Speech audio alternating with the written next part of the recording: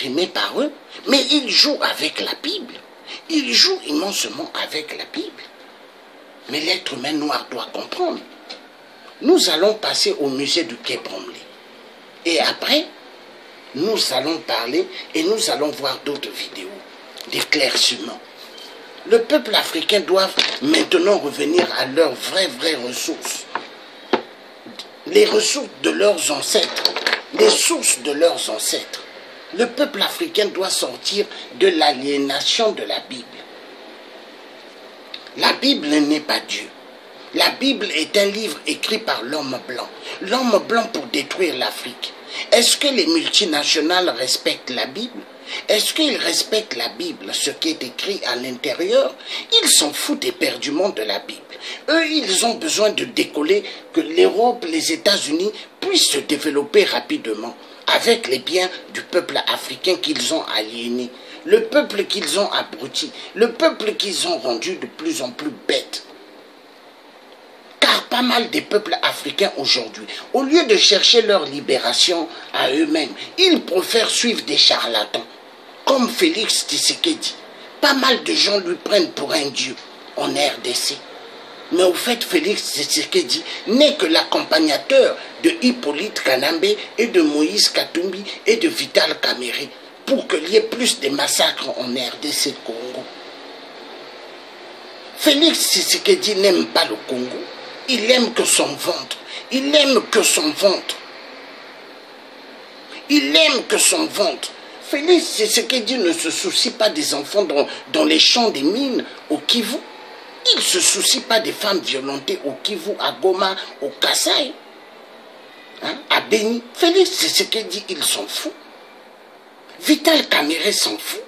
Parce qu'il sait qu'il n'est pas congolais, mais il détient un passeport congolais. Moïse Katumbi, il sait bien que ce n'est pas un Congolais, mais il détient un passeport congolais. Parce que les Blancs ont mis la tracée, comment balkaniser le Congo et avoir le Congo dans leur paume de main. Et c'est ce qui se passe actuellement, toute l'Afrique centrale. Ils ont une mission, les Blancs ont une mission de la destruction de l'Afrique centrale. Ils veulent que les Rwandais Tutsis puissent être les maîtres de toute l'Afrique centrale. Mais c'est la nouvelle colonisation, la nouvelle mondialisation diabolique. Ils savent ce qu'ils ont mis en route. Ce soir, je ferai le direct vers 16h, je crois, j'avais mis 16h, pour parler des Rwandais Tutsis, le plan. Le plan machiavélique, oui, il y a un plan machiavélique. Et les Africains ne savent pas tout ce qui est en train de se passer en coulisses. Il y a beaucoup de choses qui se passent en coulisses. Il est temps que le peuple africain ouvre les yeux. Au Congo-Brazzaville, chez moi, il y a pas mal de Rwandais Tutsis. En Centrafrique, ils sont là-bas. Au Gabon, ils sont même là-bas. Ceux que Paul Kagame avait envoyés, cagoulés, ils sont toujours au Gabon. Et ils vont faire des enfants, après ils diront que ces enfants-là sont des Gabonais. Petit à petit, c'est comme ça qu'on va balkaniser. La balkanisation rentrera bien en Afrique, mais c'est ce qui est en train de se passer. Mes peuples africains ouvrant tous les yeux.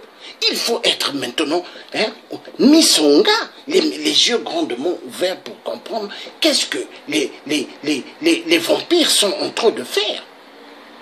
Moi, depuis, j'avais dit à tous les frères africains, j'avais dit, intéressez-vous à l'histoire de la RDC. Parlez-en dans vos petites radios que vous avez. Mais je savais ce que j'étais en train de dire. Mais pas mal m'ont pris pour un charlot à cette époque. Or, je disais la vérité. Et voilà aujourd'hui. Il n'y a pas que la RDC. Ce qui se passe en RDC, ça se passe au Congo-Brazzaville. On violente les femmes et les enfants sexuellement. On les coupe avec des machettes. On les enterre vivantes. Les mêmes carnages comme en RDC. Au Gabon, ça se passe. Au Cameroun, au Togo, en Centrafrique, partout. L'Afrique centrale va mal. En Côte d'Ivoire aussi, ils font des massacres d'atrocités. Malgré Laurent Gbagbo est à la CPI. Mais la CPI, ils l'ont mis là-bas gratuitement. Parce que jusqu'aujourd'hui, en Côte d'Ivoire, Alassane Ouattara, qui n'est qu'un Burkinabé, il tue immensement. Mais peuple africain, il faut ouvrir les yeux. Nous allons passer au Quai Branly. Merci.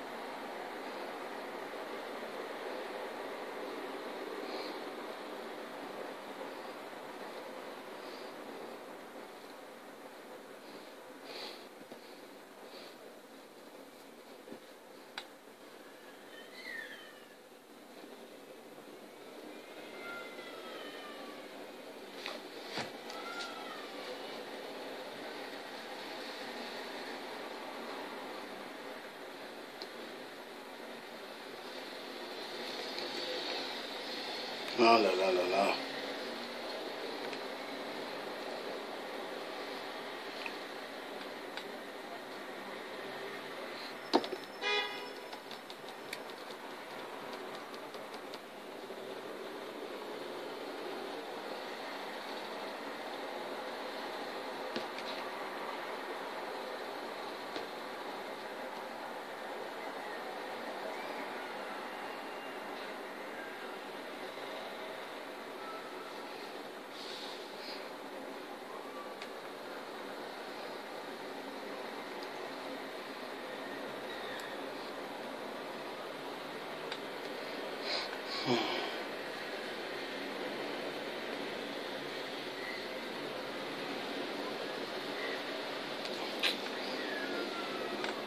Oh là là là là là là, ce truc les énerve. Hein.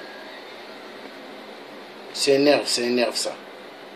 Toujours quand je fais un truc bien, ah là là là là là là.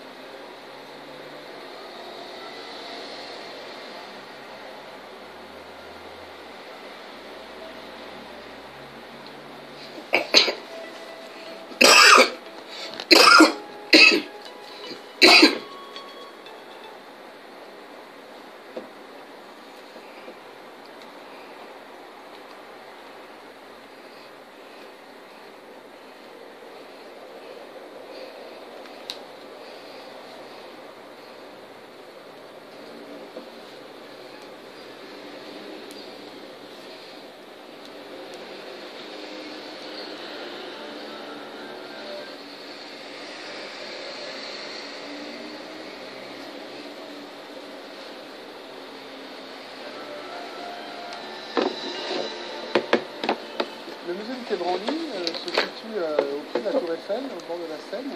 On le repère de loin parce qu'il bénéficie d'un mur végétal sur l'un de ces bâtiments. Le bâtiment qui est au niveau du Quai Branly, il y a un mur végétal qui fait 800 mètres carrés, qui a été créé par Patrick Blanc pour habiller en fait une façade qui se voulait un peu une déclinaison contemporaine des façades haussmanniennes.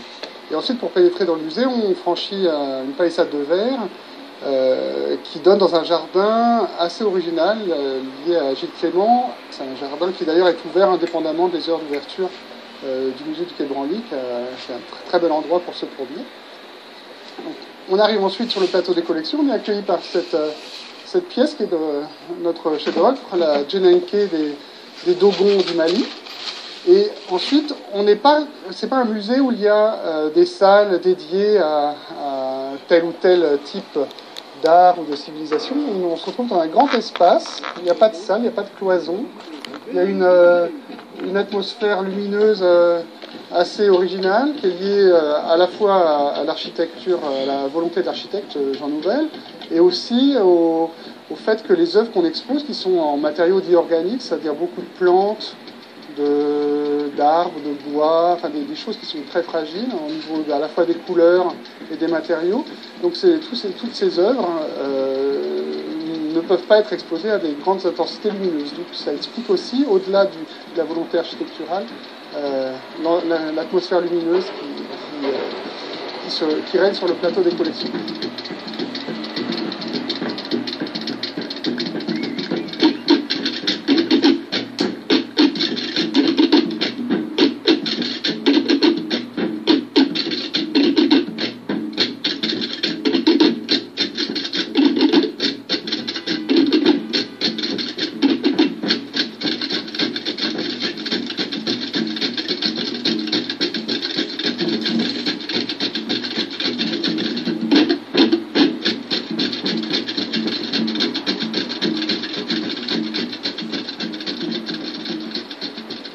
Le musée est dédié aux civilisations extra-européennes. On dit parfois premier, nous on préfère l'appellation musée du Quai Branly ou musée des civilisations extra-européennes, parce qu'on a aussi des pièces d'art contemporain. On a des pièces très anciennes, avant Jésus-Christ, mais on a aussi des pièces contemporaines. Et donc le visiteur peut soit se perdre dans tous ces continents, soit faire une visite plus thématique. Les œuvres étaient organisées par zone géographique, 4 zones géographiques, l'Afrique, l'Océanie en premier dans l'ordre de la visite, ensuite l'Asie, l'Afrique et l'Amérique.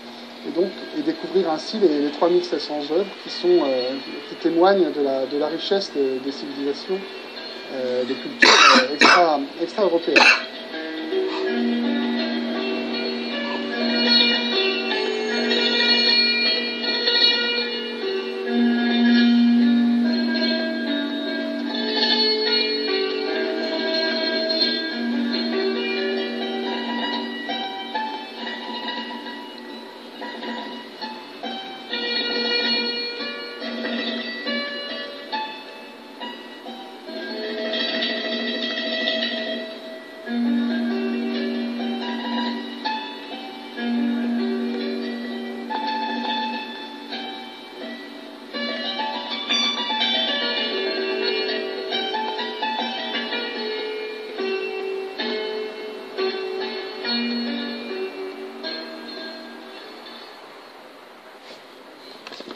Voilà. Donc, nous avons suivi le musée de Quai Branly. Nous avons bien vu les statuettes à l'époque des missionnaires. Les missionnaires blancs sont allés apprendre la parole de Dieu. Mais pendant ce temps, les missionnaires, ils violentaient sexuellement les enfants, des pédophiles. Ils violaient les femmes des gens, missionnaires. Est-ce que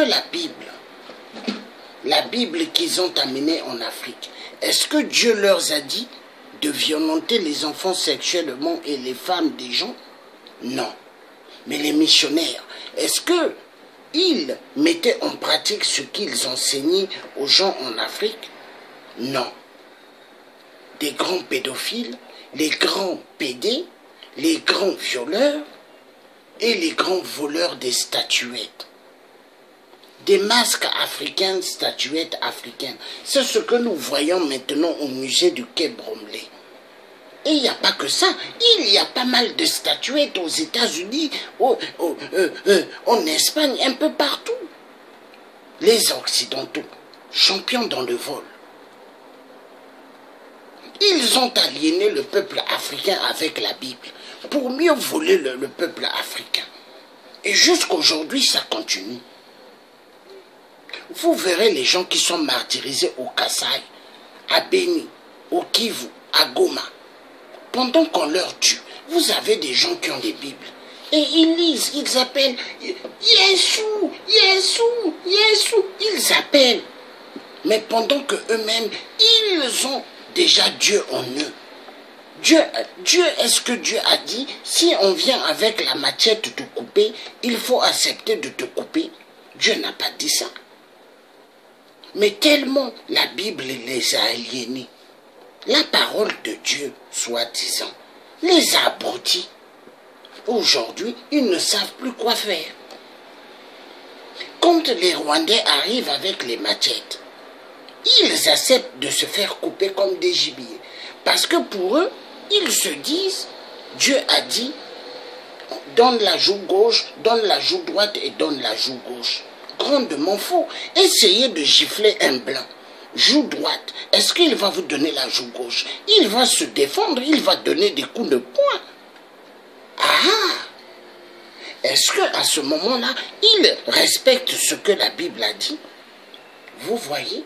Alors, qui est donc l'imbécilité, l'idiotie? L'être humain noir. L'aliénation. Abrutissement, l'abrutir. Les statuettes, ils ont rempli le musée du Quai Branly. Vous avez entendu le témoignage à l'époque de Léopold II.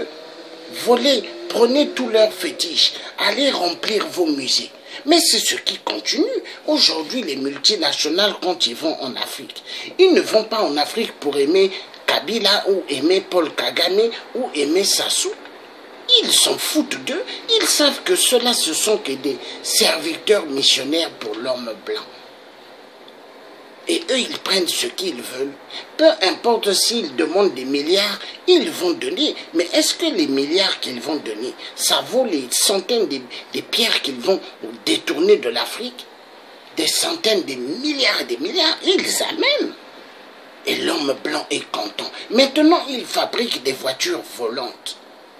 Oui, les voitures volantes, avec les minéraux de l'Afrique. Ils fabriquent les smartphones, tout ce qui est bien dans la technologie. L'être humain noir est content d'avoir le nouveau super iPhone. Allô iPhone, ils sont contents. Allô Samsung, ils sont contents. Allô Vodafone, ils sont contents. Pendant ce temps, l'être humain blanc, il rigole. Parce qu'il a bien compris qu'il a bien aliéné le peuple noir. Le peuple noir est devenu idiot des idiots. Oui. Vous avez des gens qui vous disent grand avocat. Est-ce que grand avocat, toi qui es grand avocat africain, est-ce que tu défends la cause de l'Afrique? Mais non. Celui qui est devenu avocat, il est en train de suivre son domaine et mystiquement, il suit ce que la franc-maçonnerie lui a appris. Parce que pas mal d'avocats sont des francs-maçons. Pas mal de juges qui jugent les gens, c'est des francs-maçons. La vérité doit être dite. Le monde va mal. Le monde que nous vivons, ce n'est pas un monde paisible de paix. Hein? L'être humain est plus dangereux qu'un lion dans la forêt. L'être humain est plus dangereux qu'un tigre dans la forêt. L'être humain est plus dangereux qu'une panthère dans la forêt. Car le lion, quand il tue l'antilope, c'est pour qu'il mange. Mais l'être humain aime tuer son semblable. Pourquoi? Il tue son semblable parce qu'il faut qu'il prenne la femme de son semblable. Il tue son semblable parce que c'est un franc-maçon ou un Illuminati. Tous nos présidents bons en Afrique qui ont été tués, mais c'est par rapport à la mascarade de la franc-maçonnerie mensongère, de la Grande Loge de France et des Illuminati de merde qui sont en train d'exterminer le peuple noir. Et ça continue avec plusieurs formes. C'est très malheureux. Mais la vérité doit être dite. Le peuple africain doit ouvrir les yeux grandement pour comprendre que l'homme blanc, il ne nous aime pas. La vérité doit être dite. Est-ce que le peuple noir est fait pour être esclave de naissance? Tu grandis, tu deviens adulte, esclave. Et avant ta mort, esclave. Non, mais c'est quoi ça? Est-ce que l'homme noir réellement est libre? En Afrique, on tue nos parents noirs. En Europe, on nous maltraite. En Europe, nous ne sommes pas bien vus en tant que des êtres humains. Ils ne nous voient pas en tant qu'êtres humains. Est-ce que l'homme blanc a de la pitié de l'homme noir? Non. Ils ne nous considèrent pas. Nous sommes des sous-hommes pour eux. L'Afrique est le berceau de l'humanité, soi-disant. Mais est-ce que l'Afrique, elle a décollé? Est-ce que l'Afrique, tous les minéraux qu'elle a, elle décolle? Est-ce que l'Africain qui a un bon cœur que Dieu a mis, est-ce que l'Africain, il a tout ce qu'il veut? Toujours que la catastrophe de la misère, la souffrance sur souffrance. Parce que le but objectif de l'homme blanc, l'homme noir ne doit pas être un homme libre. Libre de penser, il faut qu'il soit aliéné. Aliéné à partir toujours la Bible. Il faut qu'il ait les chapelets de la Sainte Vierge Marie. Réciter Marie, Marie, Marie, Marie. S'il le faut 24 heures sur 24. Il faut qu'il y ait les statuettes de la Sainte Vierge Marie dans sa maison. Quand il rentre, il doit faire la bise sur cette statuette. Or que pendant ce temps, dans la Bible, Dieu dit bien, il ne faut pas vous baisser sur des idoles. Mais ils aiment les idoles. Est-ce que vraiment l'Église catholique a bien appris la vraie parole à l'être humain? Point d'interrogation. Il faut que les Africains ouvrent maintenant leur conscience, leur esprit, pour bien comprendre qu'ils se font avoir. Mensonge sur mensonge. Toujours aliéner le peuple avec la Bible. Toujours. Et ça fonctionne bien. Ça fonctionne bien et ça continue. Parce que l'homme blanc a compris comment rendre le noir plus idiot et plus idiot. Ça continue. Aliéner le peuple noir toujours avec la Bible. Ils ont compris. Et ils sont fiers quand ils regardent l'homme noir. Ils rigolent. Ils rigolent. Vous croyez qu'ils ont pitié quand ils voient l'homme noir? Ils n'ont pas pitié. Ils se disent, cet idiot-là, il va disparaître quand? Parce que pour eux, il faut qu'ils détiennent tout ce que nous avons comme bien. Ils ne veulent pas le bien du peuple noir. Hein? Ils ne veulent pas le bien du peuple noir. Écoutez bien ce que je vous dis. Ils savent eux-mêmes. Ils ont tout mis en route pour que l'homme noir soit malmené, bafoué. Mais ils le savent. Ils ont tout tracé pour que l'homme noir soit une serpillière, pour que l'homme noir soit toujours aux ordres. L'aliénation. Mais l'aliénation, c'est bien faite à partir de la Bible. La Bible. Et ils ont compris comment aliéner ce peuple. Ils ont compris comment jouer avec l'esprit du peuple noir. La Bible. Et ça continue. Et ça continue. Vous verrez dans pas mal de réels, églisettes, églisettes. Les gens sont là. Alléluia, Alléluia, Alléluia, Alléluia. Ils crient Alléluia. Mais vous vous posez la question, mais qu'est-ce qui ne va pas? Et il y a des gens, quand ils tournent en voiture, ils entendent les cris Alléluia et disent voici des fous. Ils sont devenus de plus en plus fous et plus en plus folles. Vous ne verrez pas un multinational être dans ces petites églisettes Alléluia. Non, vous ne verrez pas les enfants des multinationales dans ces églisettes. Ils envoient les enfants dans des grandes écoles. Comme ça, demain, ils vont dire à l'enfant, tu dois être pire que nous. Tu vois, ceux-là, ce sont des noirs. Tu dois les maltraiter. Tu dois les malmener quand tu seras un adulte. Prends tout ce que tu aimerais en Afrique. Car n'oublie pas, la conférence de Berlin 1884-1885 nous donne l'autorité d'avoir la mainmise sur l'Afrique. Et l'enfant regarde son papa, il est petit. Il dit, c'est vrai? Et son papa lui dit oui. Et son papa lui met dans la tête, tu ne dis jamais, tu n'aimerais un noir. Ne n'aime jamais un noir. Tu as compris? Et l'enfant dit oui. Et il grandit avec. Et après, il devient multinational, pire même que son père. C'est cela que nous voyons en RDC. C'est cela que nous voyons au Congo-Brazzaville. C'est cela que nous voyons au Gabon, au Cameroun, au Togo, au Guinée. Partout. Ils tirent immensément les minéraux comme ils veulent. Ils polluent la mer avec les déchets du pétrole. Et ils ne nettoient pas. Ils se moquent éperdument du peuple noir. Parce qu'à l'époque, son père lui a inculqué que l'homme noir, il ne faut pas qu'il le respecte. Et l'être humain noir n'est pas un être humain. Parce que pour eux, nous sommes des sous-hommes. Mais l'être humain noir doit comprendre, il doit sortir de l'imbécilité, comprendre aujourd'hui que l'homme blanc qui est à côté de lui est une menace. Menace. Oui, très important. L'être humain noir doit comprendre qu'il faut sortir de l'imbécilité. Vous verrez les statuettes au musée du Quai Bromley. Est-ce que ce sont des statuettes européennes? Mais c'est africain. Mais ils ont volé en Afrique nos statuettes. Et ces statuettes-là, ils se font immensément d'argent. Vous avez pas mal qui vont regarder nos statuettes. Ils sont contents de voir ces statuettes-là. Mais est-ce que ces statuettes-là représentent l'Europe?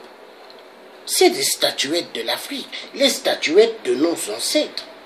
Et eux, ils rigolent parce qu'ils nous tiennent. Ils ont eu le peuple africain. Ils ont eu le peuple africain à partir de quoi? Des statuettes de nos ancêtres volés. Oui, nous allons suivre encore les musées du Quai Bromley de nos statuettes. Après, nous allons suivre autre chose.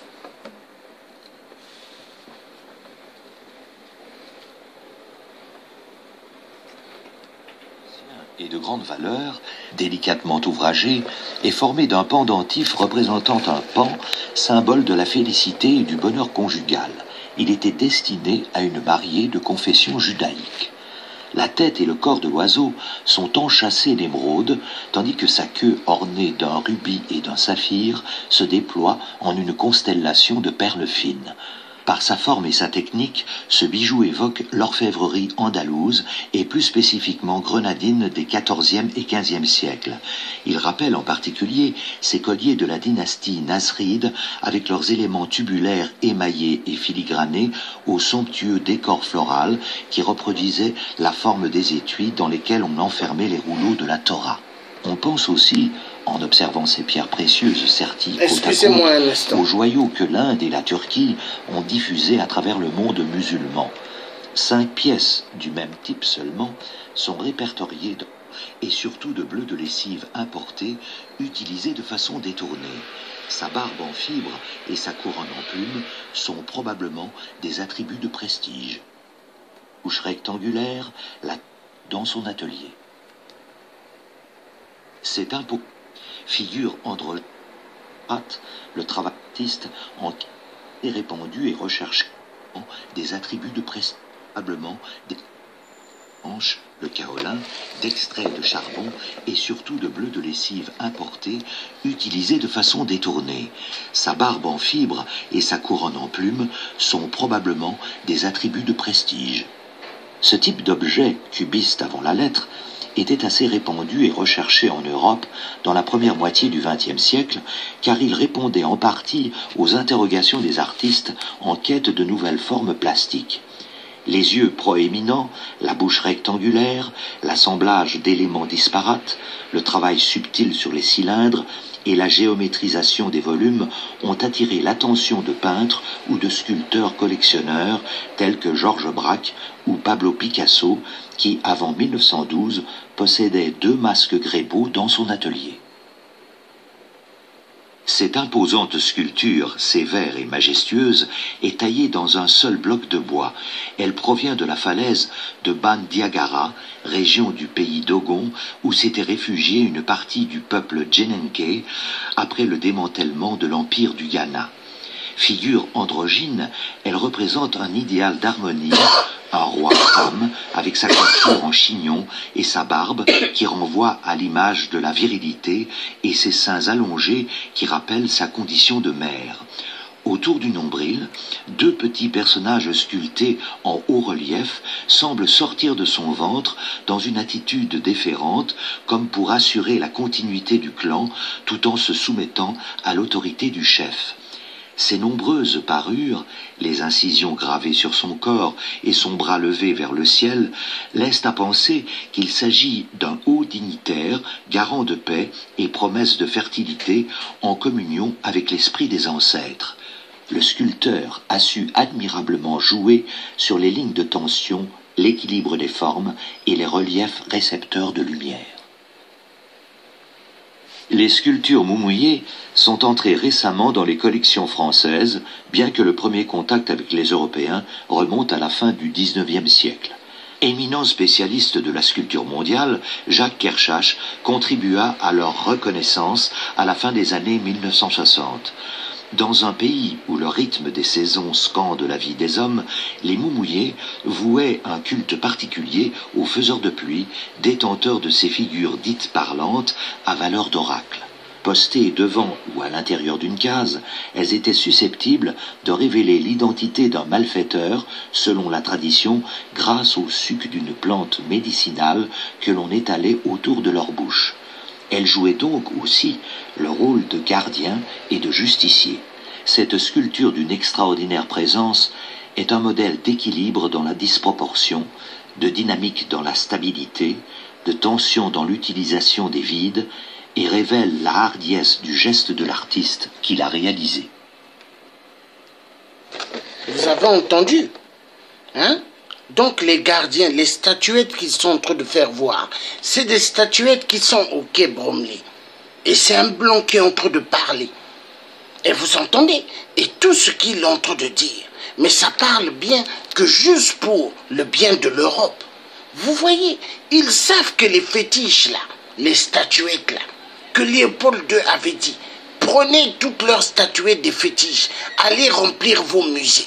Mais c'est ce qui est là aujourd'hui, le quai Bromley, les statuettes africaines. C'est pas pour rien. Le Bénin commence à demander ces statuettes. Demande à la France de restituer les statuettes volées à l'époque des missionnaires. Vous voyez, hein? Donc c'est pour vous dire l'homme blanc. Hein? 666, très dangereux. Mais ils ont pu aliéner le peuple noir comment? La Bible. La Bible. Est-ce que la Bible c'est Dieu? Est-ce que la Bible c'est Dieu? Est-ce que Félix Tshisekedi, hein? Est-ce que Félix Tshisekedi c'est la RDC? Non. Est-ce que Félix Tshisekedi c'est le peuple congolais de la RDC? Non. Félix Tshisekedi, opposant du ventre, exactement comme les missionnaires qui ont amené la Bible pour aliéner le peuple africain, abrutir le peuple africain. Il est temps que les gens ouvrent les yeux. Nous allons continuer à suivre cette vidéo. Il faut que ça ouvre les consciences des gens endormis et aveuglés.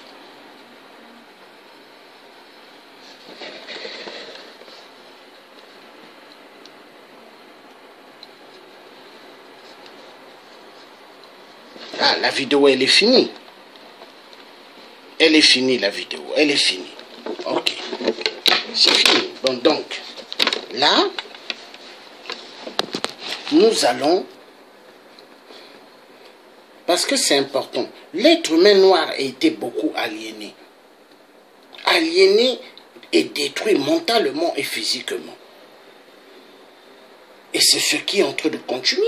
Ça continue. Regardez, Picasso. Hein? Là, on met une statuette. Ils ont mis une statuette. Regardez ici. C'est Picasso, ils ont mis.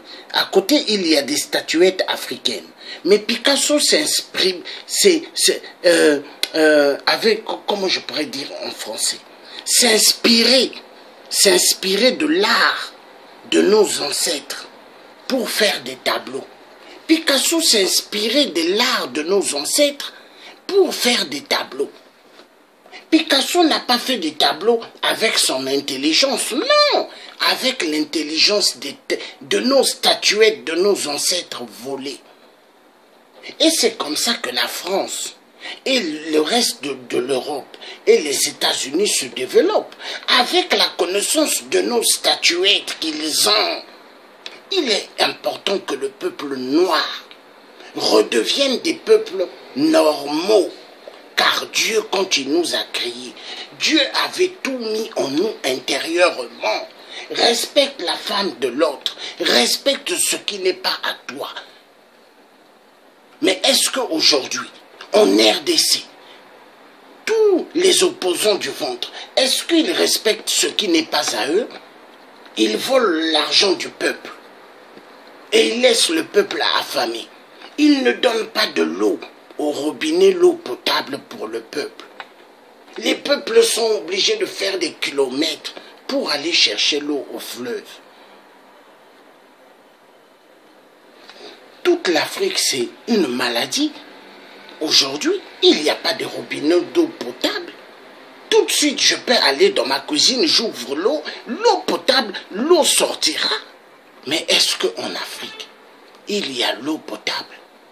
Point d'interrogation, il n'y a pas. Hein? Il n'y a pas, il faut faire des kilomètres, aller chercher l'eau au fleuve.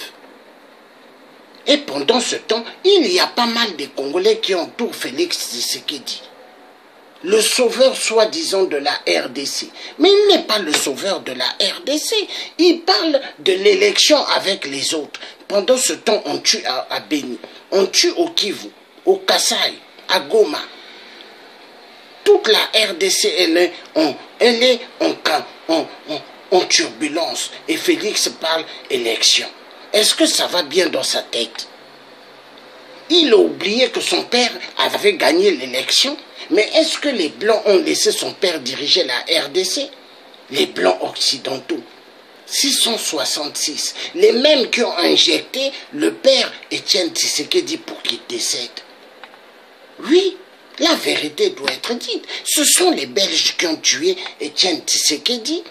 Exactement comme ceux qui ont tué Patrice Lumumba, le grand homme de toute l'Afrique. Toujours avec la Bible. L'aliénation. Vous avez suivi une vidéo avant que j'avais faite, où Patrice Lumumba parlait que quand il allait à l'école, on lui apprenait toujours qu'à faire du bien. Mais il n'a pas compris que dans la société à laquelle nous vivons, pourquoi l'être humain est méchant. Patrice Lumumba l'avait dit. Mais pourquoi l'aliénation, la Bible? La Bible est écrite par l'homme blanc. Mais est-ce que l'homme blanc respecte la Bible? Les mêmes qui vont tuer dans toute l'Afrique, est-ce qu'ils respectent la Bible? Mais c'est exactement comme les missionnaires. Les missionnaires sont partis avec la Bible. Ils sont partis avec des petits miroirs. Ils sont partis avec des crèmes pour noircir les cheveux contre les Africains. Il y avait des rois qui avaient des cheveux tout blancs. Ils mettaient le miroir, ils voyaient que ses cheveux étaient devenus noirs. Et tout le monde disait l'être humain blanc est important. Mais il n'était pas important. L'aliénation avec la Bible. Aime ton prochain. Oui, aime ton prochain. Mais est-ce que les multinationales aiment leur prochain? En RDC, au Gabon, partout, ils s'en foutent. Pour eux, l'être humain noir n'est pas leur prochain. Ce n'est qu'un sous-homme. Mais ils oublient que les mathématiques viennent de la RDC, l'os du Shango, les tables de multiplication, tout, de la RDC, les écrits de l'Afrique. L'Afrique est le berceau de l'humanité. Est-ce qu'ils le savent? Ils s'en foutent éperdument. Mais l'être humain noir doit ouvrir sa conscience. Il doit ouvrir ses deux grands yeux pour ne plus accepter d'être idiot parce qu'il est devenu le plus grand idiot des idiots. À partir de quoi? La Bible. La Sainte Bible. Et quand vous allez demander aux Blancs qui ont imprimé cela, ils vous diront « je suis pour rien ». Il faut voir avec Saint Joseph, il faut voir avec Saint Paul, il faut voir avec Saint David, il faut voir avec Jacob. Je suis pour rien. Et pendant ce temps, les papiers des Bibles, les feuilles des Bibles, ces feuilles des Bibles, grâce à quoi? Grâce à qui? Vincent Bolloré. Vincent Bolloré s'est enrichi avec les papiers des Bibles, les feuilles des Bibles. C'est comme ça que Vincent Bolloré s'est enrichi. Aujourd'hui, il a beaucoup d'argent. Et il s'est enrichi aussi avec les feuilles, les feuilles à rouler de cigarettes. C'est comme ça que Vincent Bolloré s'est fait une petite fortune. Mais il n'est pas devenu milliardaire à partir que des feuilles de papier de la Bible, non. Il est devenu millionnaire en volant immensément l'argent des peuples africains. Parce que Vincent Bolloré est le patron de presque tous les ports en Afrique. Les chemins de fer, Vincent Bolloré. Les chemins de fer, la plupart en Afrique, Bolloré. Il y a problème. Les transactions dont Total arriva, si vous regardez bien, le nom de Vincent Bolloré figure. Les trafics de diamants, les trafics de cobalt, de tantal, du coltan en RDC. Si vous fouillez bien, vous trouverez le nom de Vincent Bolloré figure. Mais c'est un mafieux. Il coupe les arbres en Afrique pour mettre que des palmiers, des noix de palme, planter des arbres, des racines, couper des arbres pour faire des champs de palmiers. Et après, il y a la couche d'ozone a un problème. Et après, ils font des conférences en Europe pour détourner l'argent encore en Afrique. Pendant que l'Afrique, il n'y a pas de collège, il n'y a pas des universités, il n'y a rien. Où va l'Afrique? Où va l'Afrique? Il est temps que le peuple africain sorte de l'imbécilité. Il est temps. Il est temps.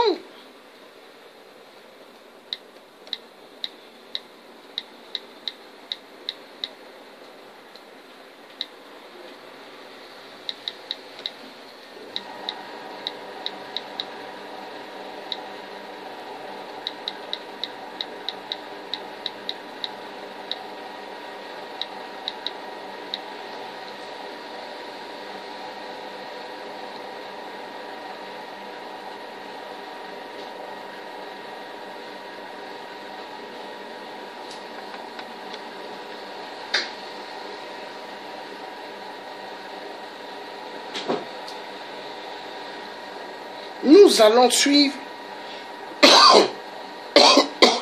un grand homme. Nous allons le suivre. Mettez bien les oreilles pour bien écouter ce qu'il dit. Hein? Très important. Et après ça, je prendrai la fin de la vidéo.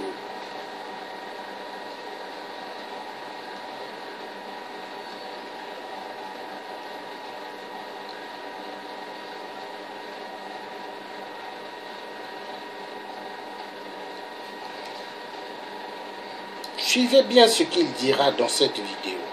Vous allez beaucoup comprendre.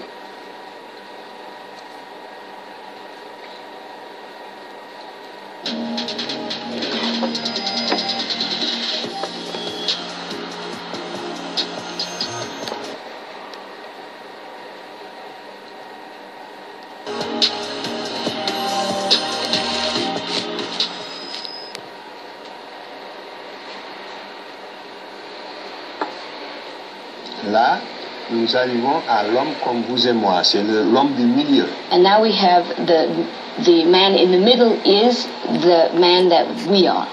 C'est le crâne du milieu. C'était un noir. C'est l'homme que nous appelons dans la littérature, si vous voulez, préhistorique, l'homme de Grimaldi. This was a black man. The skull is that of a black man, which we call in prehistoric history the Grimaldi man. On sait que c'était un homme de morphologie noire. Quand on voit sa morphologie, on voit que c'était un noir. Vous voyez bien, la forme du visage est très typique. Et nous l'avons comparé avec un crâne d'Africain d'aujourd'hui. Le crâne de gauche, c'est un crâne de Malien que nous avons dans notre collection à Dakar, à l'IFAN. Et le crâne de droite, c'est le premier homme blanc qui apparaît sur la Terre, à la suite de la transformation de l'homme du milieu. You can see in looking at the skull in the middle that the morphology of this skull is very much that of blacks. That is the skull of modern man. To the left of it, we have the skull of modern African man. Is one of those that is in our collection at the University of Dakar. L'homme qui est à droite maintenant on ne le verra que l'homme qui est au milieu est entré en Europe il y a 40 000 ans. 40,000 years ago, the man in the middle left Africa and went to Europe.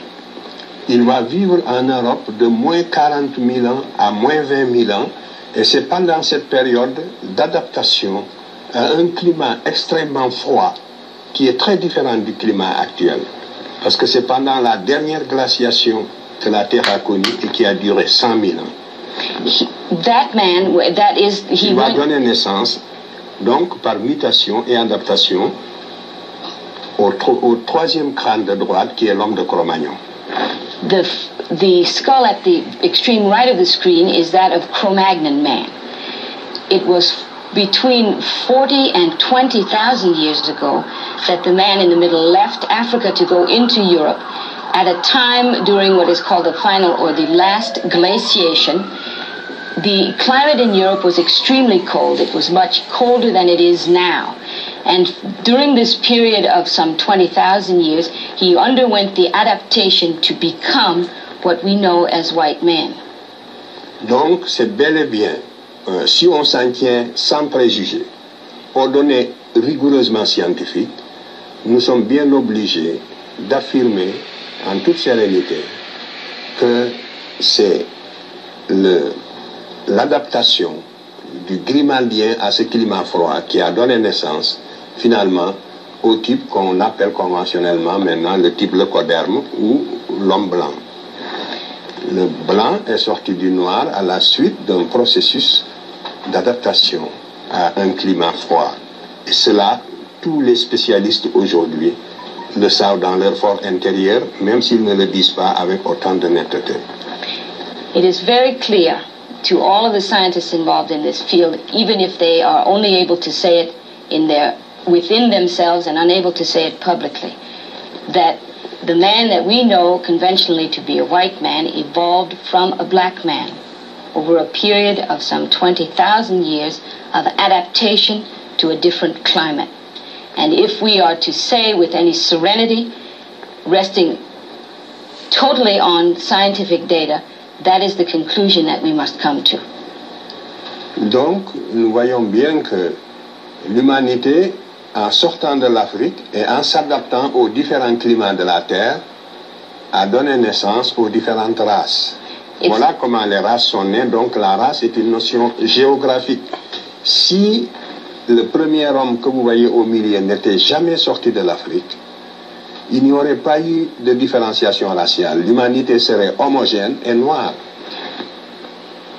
If the man that we see in the middle there had never left Africa to people other parts of the world, and if those people in other parts of the world in different climates had not, through the process of adaptation, become what they are in various regions of the world, all men would be homogeneous, and all men would be black.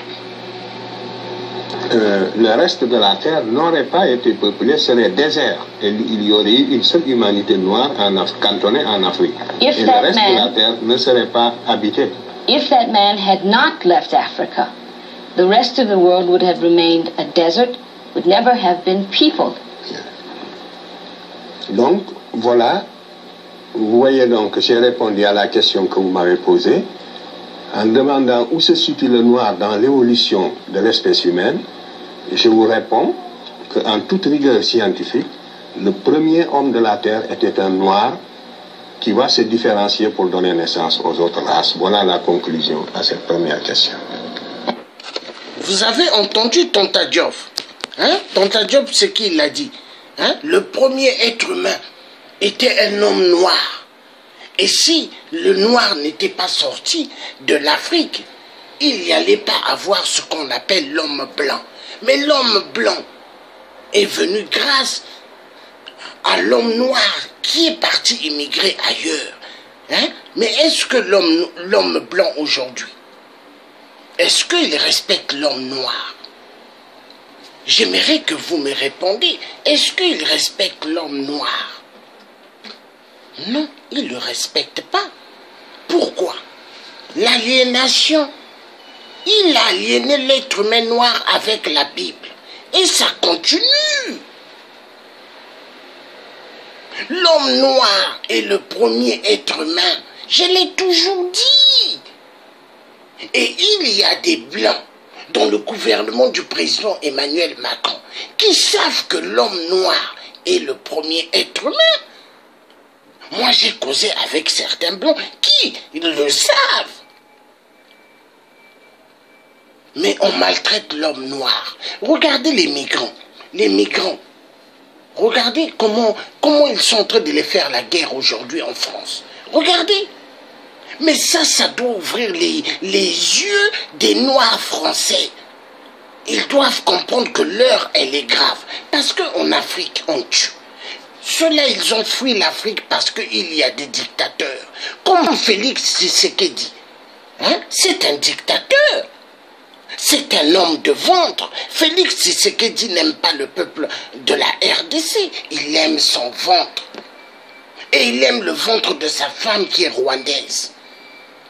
Mais la vérité doit être dite. Et il y a pas mal de charlatans qui suivent Félix Tshisekedi derrière.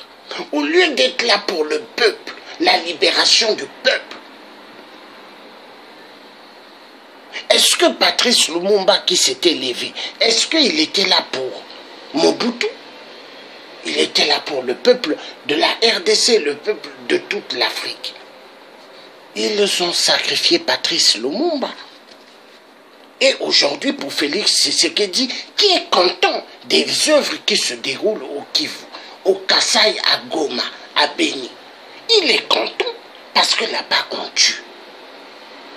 Félix Tshisekedi, chaque week-end, il va au Congo-Brazzaville voir Sassou.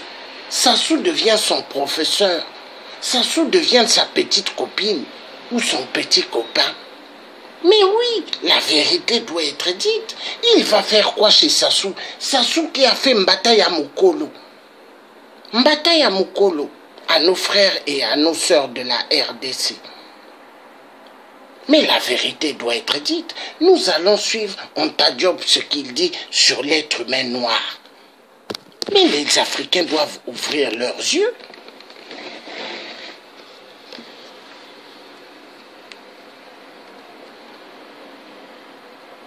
And so to answer precisely your first question, which is or was, to what extent or in what way do blacks figure in the origin of man? The answer is the first man was black, and it was he who gave birth to other races of the world. You have knocked out my first 5 questions.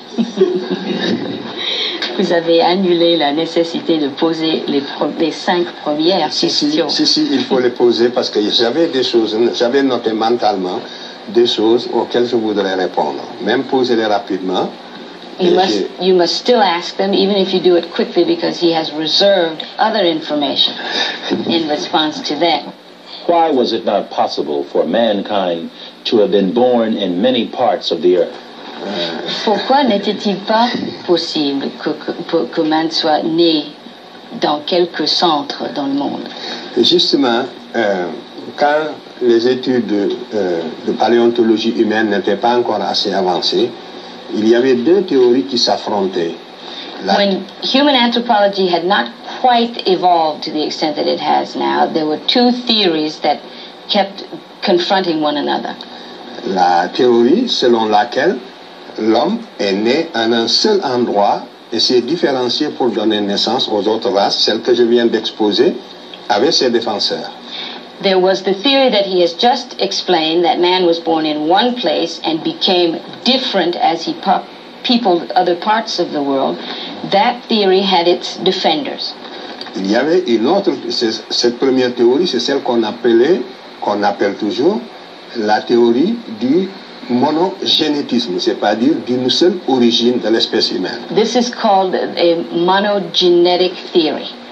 That is, that there is one source for mankind.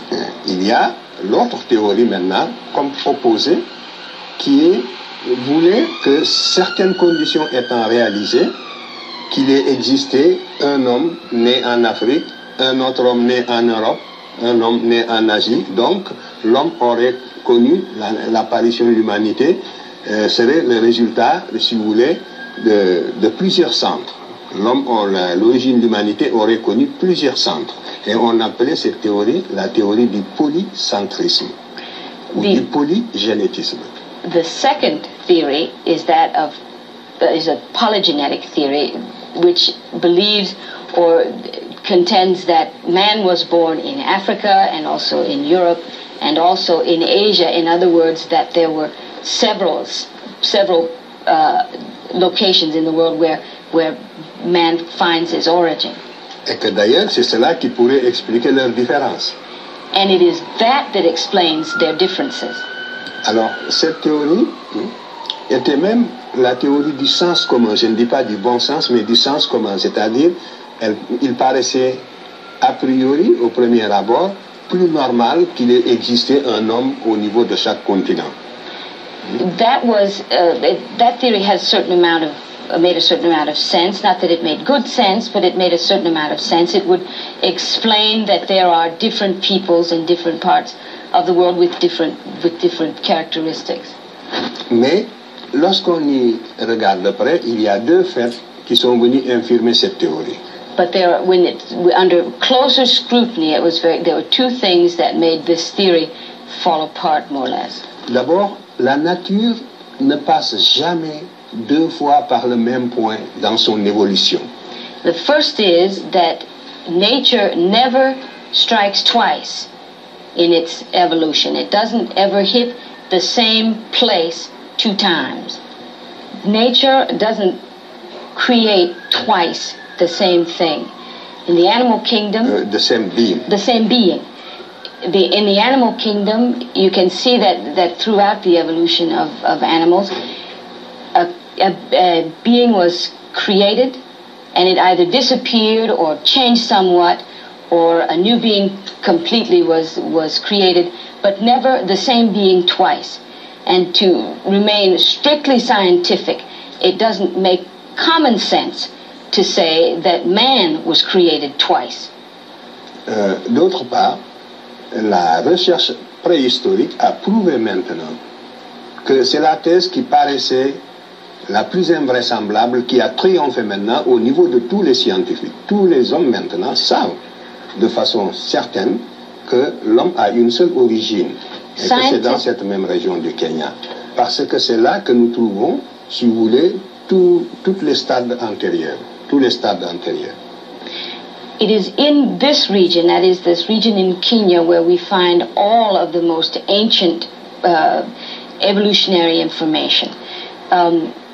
It's for this reason that scientists are now able to say, with certainty that at least they know that this is the case, that man could only have been created one time. Tous les fossiles que nous trouvons à l'extérieur de l'Afrique, en dernière analyse, apparaissent toujours comme des fossiles plus récents que ceux trouvés en Afrique et qui leur correspondent. All fossils that have been found outside of Africa have been found under close analysis to be much more recent than those found in Africa. Et aucun autre continent que l'Afrique ne possède la série complète des 6 spécimens dont je vous ai parlé. And no other continent in the world has the complete series of fossils indicating the 6 specimens that I spoke of before. Je vous ai dit que les 3 premiers ne sont jamais sortis de l'Afrique. Ça veut dire que ni en Europe, ni en Asie, encore moins en Amérique, on ne trouve ces 3 premiers spécimens, qui sont le début de l'humanité.